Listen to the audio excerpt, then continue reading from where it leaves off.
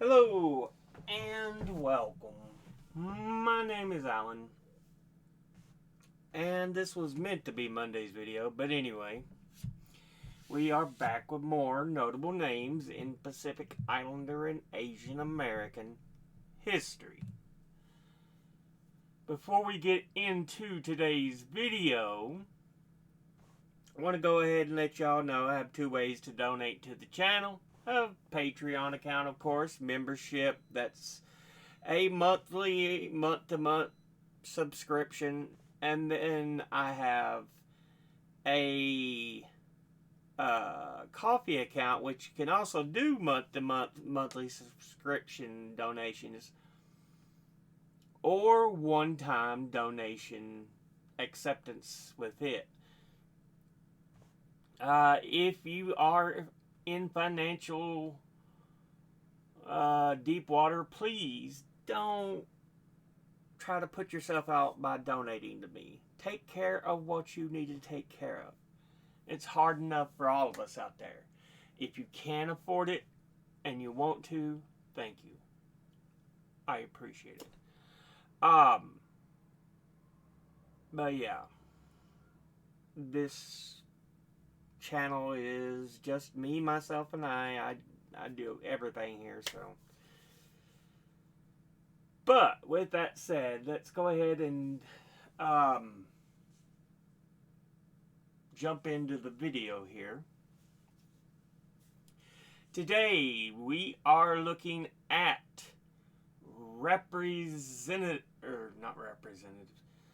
I mix my videos series together all the time.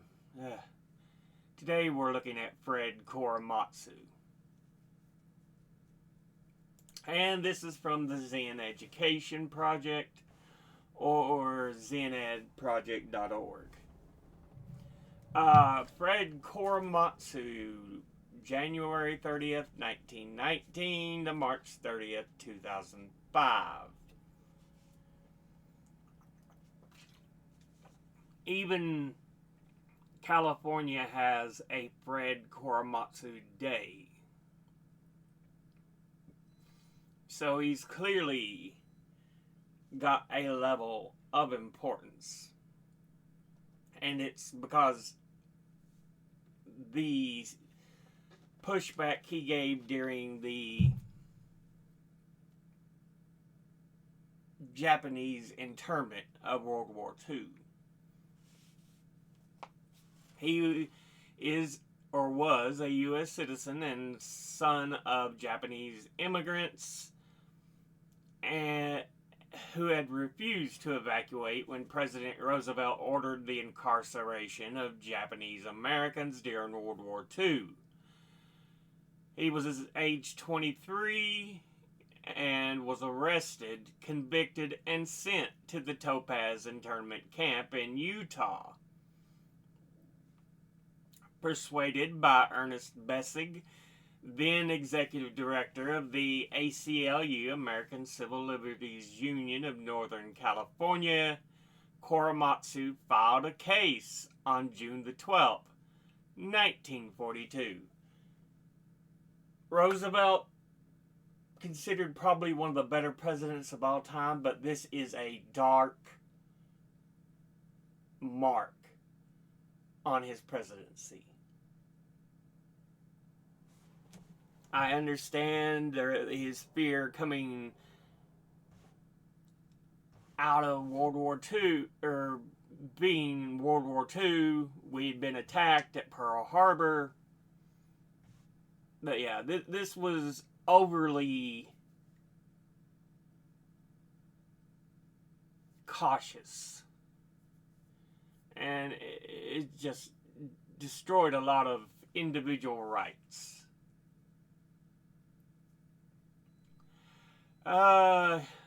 The premise of the lawsuit was that Korematsu's constitutional rights had been violated and he had suffered racial discrimination.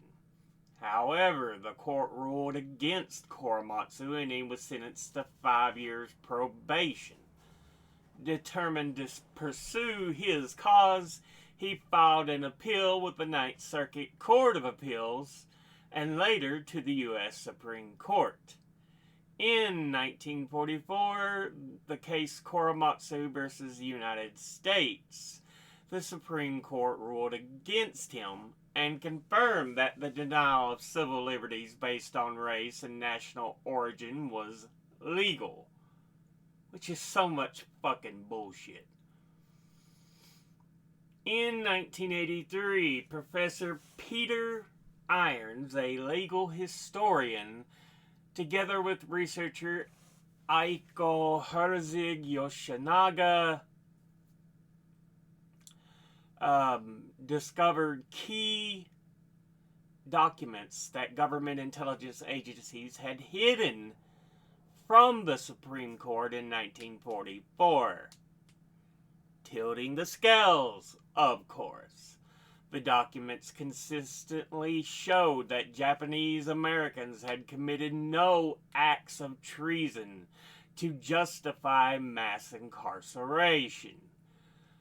With this new evidence, a pro bono legal team that included the Asian Law Caucus reopened Korematsu's 40-year-old case on the basis of government misconduct. On November the 10th, 1983, his conviction was overturned in a federal court in San Francisco and was a pivotal moment in civil rights history. From the Fred T. Korematsu Institute website of the Civil Wrongs and Rights. On January the 30th, 2011, the state of California celebrated Fred Korematsu Day, the first day named after an Asian American in the United States, and it is now recognized in 6 states. Learn more about the case of additional resources, Japanese incarceration. But yeah, we talked about the Fred Korematsu Day. There's an image of Korematsu as a young man during the internment and everything, so. Civil rights leader and pioneer when the army forced Japanese Americans into concentration camps during World War II. He refused to comply with the orders. He was arrested and held in the Presidio stockade until being sent to the camps. He fought his conviction and internment with his case making it to the U.S. Supreme Court. And of course, this is from NPS.gov, the National Park Service. He was born February the 30th, 1919, in Oakland, California, to parents who had immigrated to the United States from Japan. So yeah, born, raised in America, as American as you're going to get. That's a clear sign. He's an American. Yes, he is of Japanese descent. But that don't mean he's going to go, oh, I need to give information to the Japanese.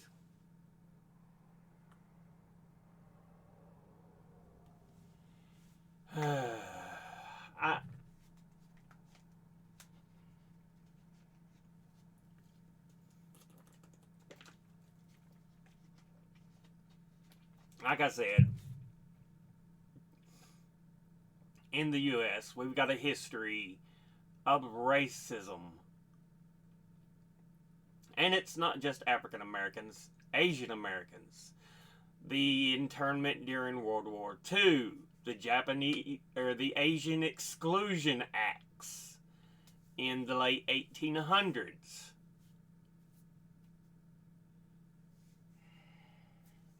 Yeah.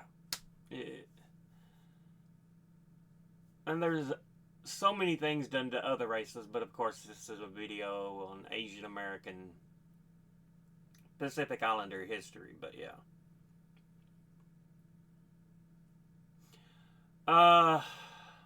His father, Kakasaburo Korematsu, came to the U.S. in 1905, and his mother, Katsui Korematsu, came to California through Angel Island in 1914.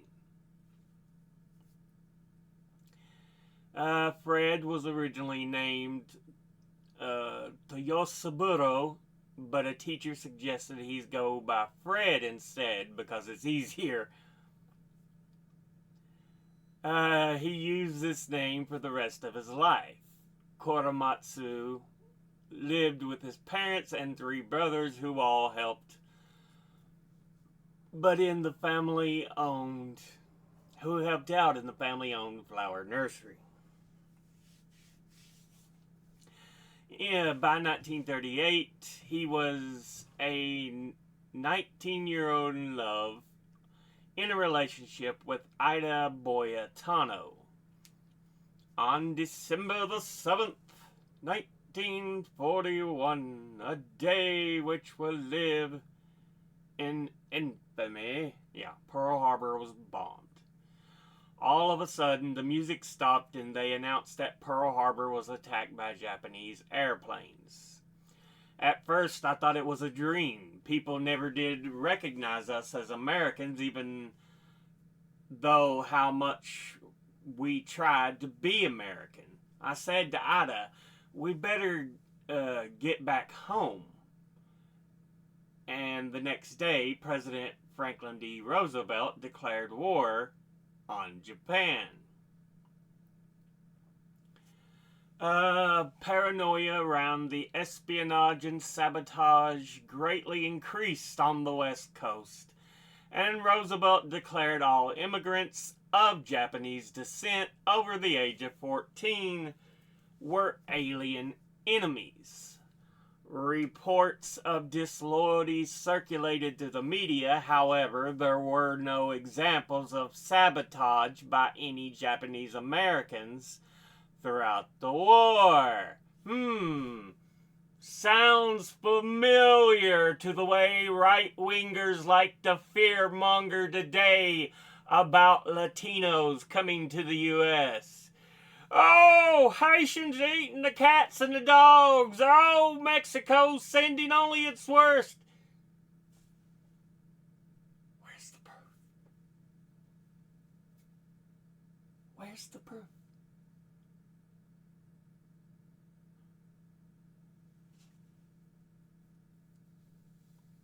Oh, immigrants are coming here to mooch off Medicaid. Oh, they're here to swell the voting rolls. Again, no proof to that in any way. At all. At fucking all.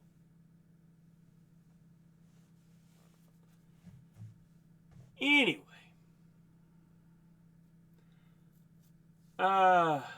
Despite this, Lieutenant General John L. DeWitt and at the Presidio Army Base made plans and justifications for the removal of Japanese Americans from the West Coast, and on February the 19th, 1942, Roosevelt signed Executive Order 9066, giving full authority to the War Department to carry out DeWitt's plan. The order itself did not have language based on race, but granted military authority to declare areas from which any or all persons may be excluded.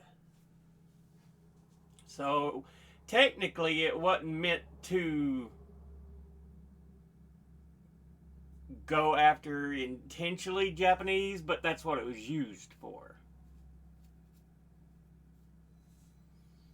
March the 24th, 1942, all individuals of Japanese ancestry were to report to assembly centers where they would be held until the permanent camps were finished. The Korematsu family leased their flower nursery before leaving.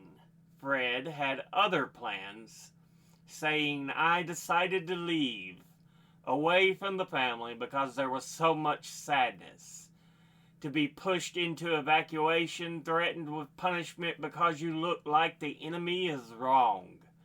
I felt that I was an American citizen and I had just as much rights as anyone else. I don't even have ties with Japan, nor have I ever even been there.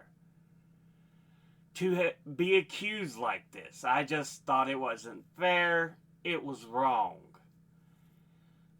Until he could make his plans to leave the West Coast, Korematsu decided to stay in the Bay Area. He went so far as to forge his identification to say his name was Clyde Sarah and get a job as a welder. However, on May the 30th, an officer stopped Fred and his girlfriend on the street, arresting him on the spot. After a short time in county jail, he was transferred to the Presidio Stockade, where he would have one of the most important meetings of his life. A guard told him he had a visitor and took him to meet a young man in a gray suit, Ernest Bessig, an attorney for the ACLU who wanted to support Korematsu in fighting his arrest. He warned Korematsu that the chances of winning were slim, but that Bessig wanted to take the case all the way to the U.S. Supreme Court. Korematsu agreed. On June the 28th, Fred Korematsu was transferred to Tanforan Racetrack, a fairground that incarcerated thousands of individuals, including his family, and they would be reunited, but incredibly upset about his arrest and his choice to fight his case. He received the same response from others in the camp. He felt incredibly lonely and isolated. He tried to keep contact with Ida, but never saw her again. Fred was transported from Tanforan after charges were filed against him for violating the law by remaining in that portion of military area number 1 covered by civilian exclusion order number 34. Bail was set at $2,500 and Bessig paid the bail immediately. Korematsu and Bessig began to walk out of the courthouse towards freedom, and they were stopped by the military police. The judge then nullified his right to bail. Once back at the Presidio, Fred Korematsu was taken back to Tanforan. Wow. Starting in October of 1942, people could apply to leave from the camps if they had evidence of employment and stayed away from the West Coast. The loyalty questionnaire created a more efficient process. The questions centered around loyalty to the United States, to which Korematsu answered yes to these questions. By January of 1944, Korematsu's application for indefinite leave from Topaz was approved, and by October he was settled in Detroit with his brothers. Meanwhile, the court case had made its way through the legal system, and every guilty decision was made. His lawyers always appealed until his case made it to the U.S. Supreme Court. The Supreme Court had already heard cases brought by Gordon Hirabayashi and Minoru Yasui, in which they upheld DeWitt's curfew order. Korematsu versus the United States argued that the incarceration of Japanese Americans was unconstitutional. The Supreme Court heard arguments for the Korematsu case on October the 11th 1944. And it also heard arguments for another case that day, Ex parte Indo. This case was put forward by Mitsie Indo. She petitioned for habeas corpus, the right of a person under arrest to be brought before a judge to determine if their detention is lawful. By the time the court heard her case, she had been confined for 3 years. The Supreme Court gave a ruling that for both cases on December 18, 1944, affirming his conviction and upholding the removal orders. The removal opinion refused to address the racism in the case. Of course! However, the court ruled unanimously in favor of Indo, stating that once a citizen's loyalty had been established, they could no longer be detained. On December 17, 1944, one day before the court's decisions, the War Department announced that Japanese Americans who had proved their loyalty were allowed to leave the camps in the new year. The Supreme Court had managed to avoid truly addressing the issue, but their silence on the matter spoke volumes. Korematsu said, "I received a letter from Mr. Bessig, and he told me that we lost the case in the Supreme Court, and I just could not believe it. When I found out that I lost my decision, I thought I lost my country." Yeah. So much of this racial bullshit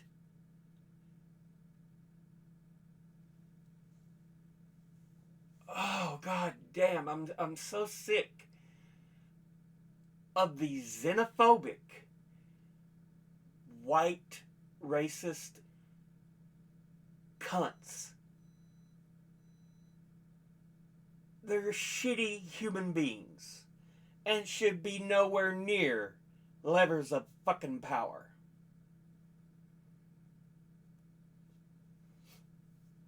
It still baffles me how people looked at Trump and go, "Yeah, this is great. This is what I fucking want."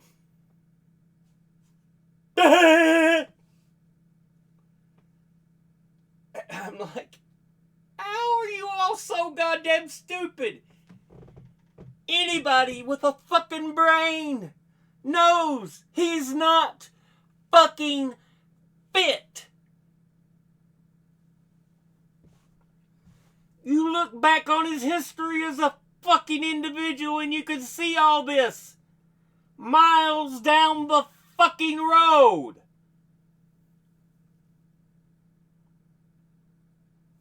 But of course, y'all fucking dumbasses. And another thing, a lot of people in this fucking country, "I don't care as long as it don't affect me and mine." Think about it. We've got so many people that cheer on this bullshit and says, "I don't care, it's not affecting me and mine." Motherfucker. It eventually will get to you. You're just stupid. Because you don't realize how things fucking work. Anybody who has looked at fucking history knows this goddamn shit. And of course, you know, being someone who studied history, technically one class away from having a bachelor's degree in history,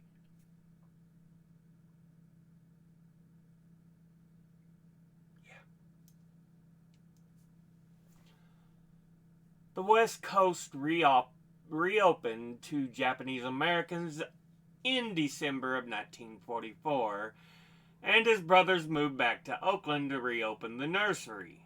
The place was in shambles, the greenhouse full of broken windows,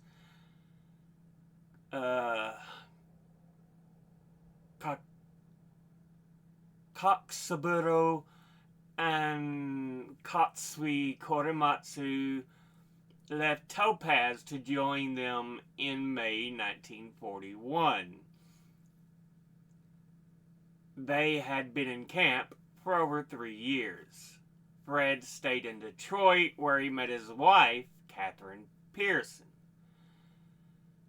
Time in the camp had taken a toll on his mother, and Fred and his wife moved to California to be close to her and raise 2 children. His children did not learn of Korematsu's case until they studied it in high school, because Korematsu did not share much. Even though he would have liked to fight his conviction, he decided to move on with his life. In December of 1981, he received a phone call from Peter Irons, who was a professor, lawyer, and was writing a book on the World War II Supreme Court cases. He had found information that he knew Fred needed to see. When looking through the case information at the Department of Justice, Irons had found concrete evidence that the government had falsified the information they shared with the Supreme Court. Irons made Korematsu aware of how his case was mishandled, and Korematsu asked him to reopen the case. Irons contacted Dale Minami, a Japanese-American lawyer in the Bay Area, to represent Fred. In the hopes of preventing Korematsu from addressing his conviction, the government offered him a pardon. He responded, "I don't want a pardon. If anything, I should be pardoning the government." Yeah. He already went through the suffering of what you've done to him. He wants you to acknowledge the wrongs committed.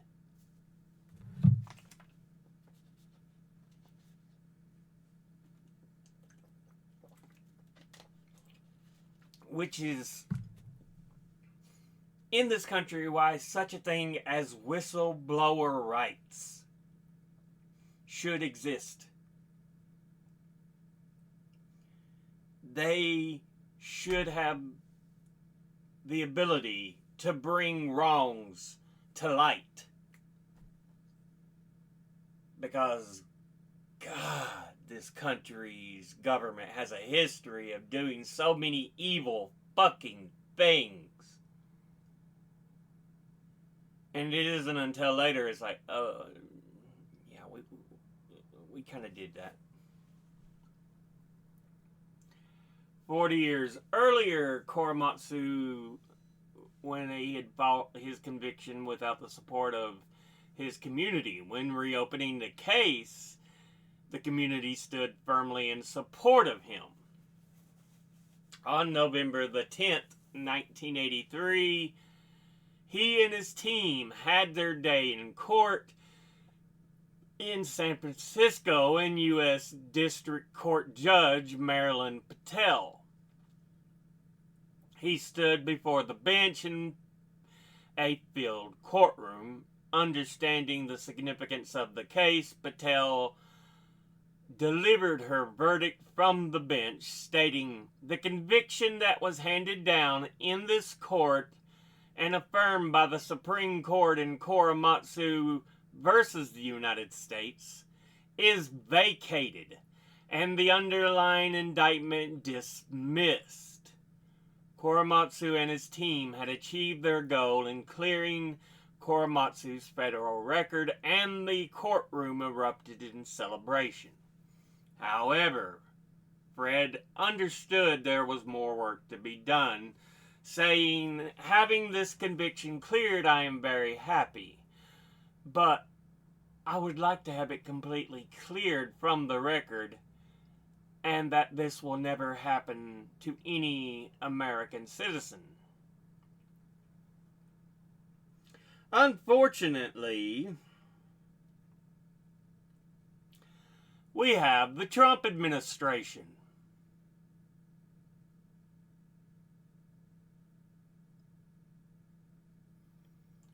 Only the United States could overturn the previous decision, and to this day the decision stand, or only the Supreme Court could overturn their previous decision, and to this day that decision stands.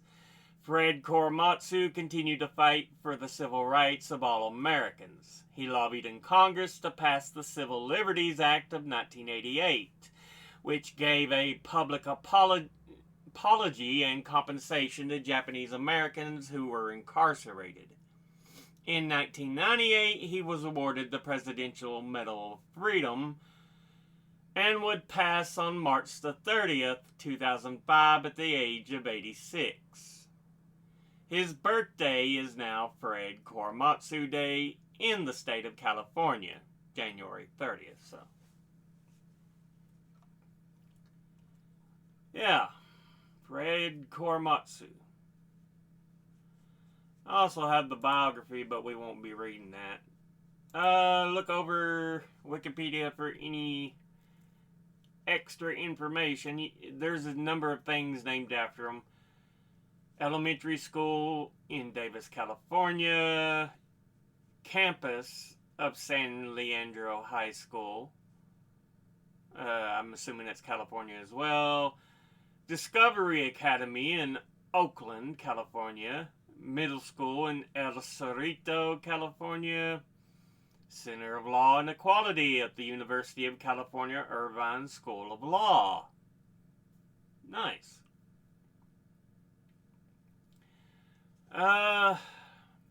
Two children with Catherine Pearson.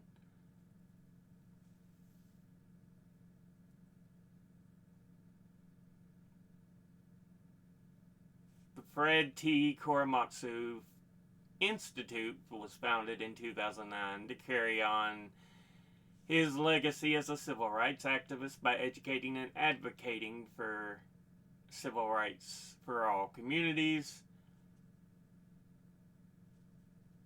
Yeah. Saburo Korematsu.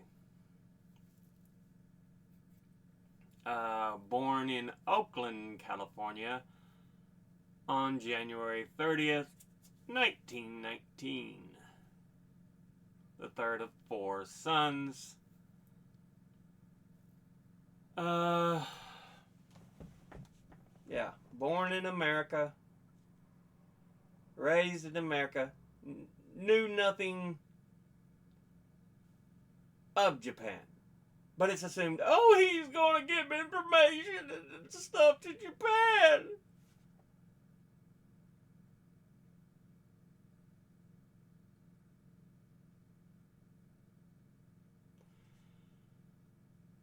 His girlfriend, Ida Boyatano's Italian parents felt that people of Japanese descent were inferior and unfit to mix with white people.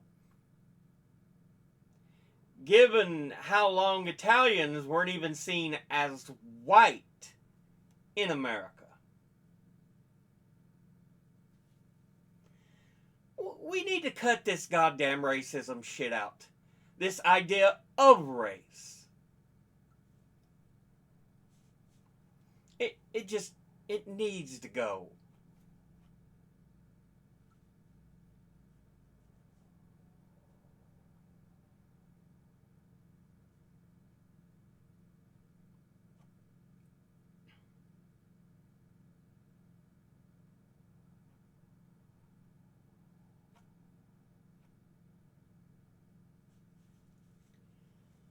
Let's see.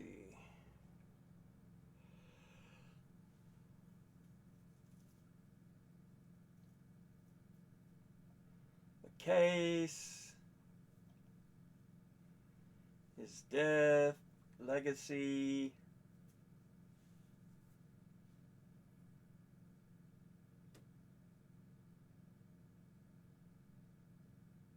Trying to see if there's anything else here. May 24, 2011, U.S. Acting Solicitor General Nayal Katil delivered the keynote speech at the Department of Justice's Great Hall, marking Asian American and Pacific Islander Heritage Month this month, developing comments he had posted officially on May the 20th. Katyal or Katyal, I'm not sure how it's pronounced, I apologize, issued the Justice Department's first public confession of its 1942 ethics lapse. It's not just 1942. There seems to be every few years, let's do something hideous.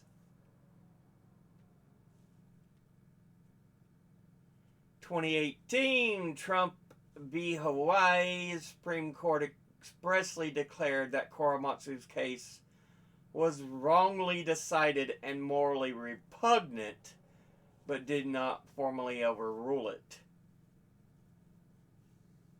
So, Trump liked the idea of him being held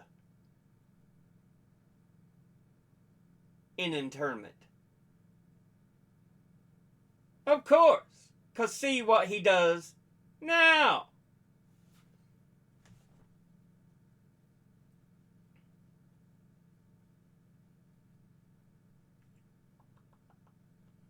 Talking about a lot of places named after him. Schwarzenegger, when he was governor of California, signed the bill into law designating January 30th Fred Korematsu Day of Civil Liberties and the Constitution.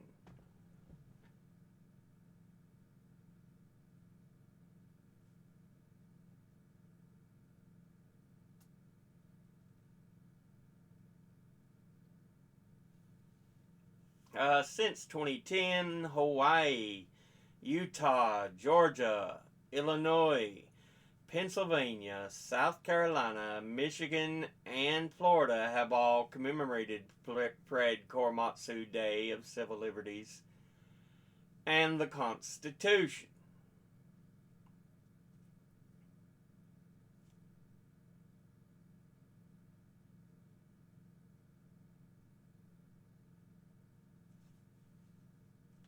But yeah.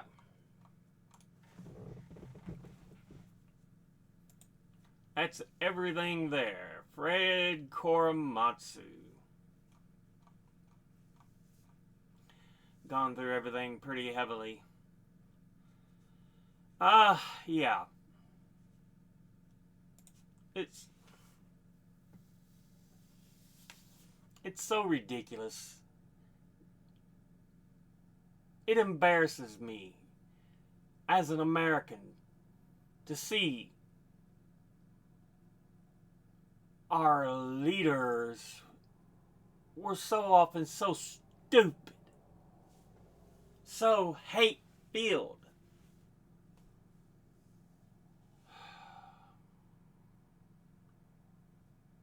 But we'll go ahead and end the episode here. As always, educate thyself, think, read, study, learn. Someone tells you something you have trouble believing, it can't just be some tinfoil hat.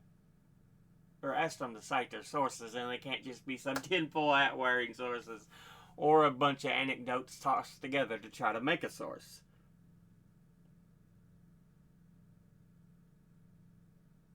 I'll be putting my links and sources in the description box below the video. I was trying to think of what I was going to say next. I was like, thank you all for watching. I'll see you all in the next one.